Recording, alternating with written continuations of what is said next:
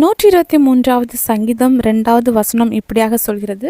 இதோ வேலைக்காரரின் கண்கள் தங்கள் எஜமான்களின் கையை நோக்கியிருக்குமா போலவும் வேலைக்காரியின் கண்கள் தன் எஜமாட்டியின் கையை நோக்கியிருக்குமா போலவும் எங்கள் தேவனாகிய கர்த்தர் எங்களுக்கு இரக்கம் செய்யும் வரைக்கும் எங்கள் கண்கள் அவரை நோக்கி இருக்கிறது. வேலை செய்கிறவங்க எப்போவுமே தன்னுடைய எஜமானனை நம்பி இருப்பாங்க.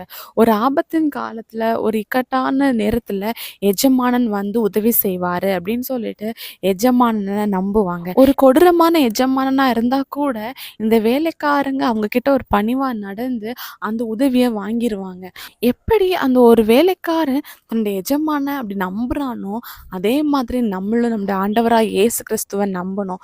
சில சூழ்நிலைகள் நம்முடைய கையை விட்டு மீறி போகும்போதும், இன்னும் நம்ம நினச்சது நம்ம வாழ்க்கையில் நடக்காமல் இருக்கும்போதும் அப்படியே நம்ம துவண்டு போய் ஆண்டவரை தேடி என்னத்துக்கு அப்படின்னு நம்ம சொல்லிட்டு அப்படியே முடங்கி போகிறோம்.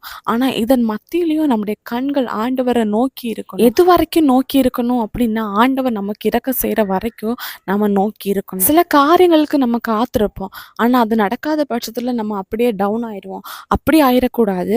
ஆனால் அதன் மத்தியிலையும் ஆண்டவர் எனக்கு உதவி செய்வார் அப்படின்னு சொல்லிட்டு அவரே நம்முடைய கண்கள் நோக்கி இருக்கணும். நம்முடைய கண்கள் வேற யார் மேலேயும் என்ன செய்யக்கூடாதுன்னா போயிடக்கூடாது. அதுல நம்ம கவனமுள்ளவர்களா காணப்படணும். எந்த சூழ்நிலையிலையும் ஆண்டவர் மேல நம்பிக்கை இழக்காதீங்க. அவரே நோக்கி இருங்க. உங்க வாழ்க்கையில ஆண்டவர் நிச்சயமா அற்புதம் செய்வார். விசுவாசிங்க, அற்புதங்களை எதிர்பாருங்க. இயேசு கிறிஸ்துவின் நாமத்தில் ஆமென்.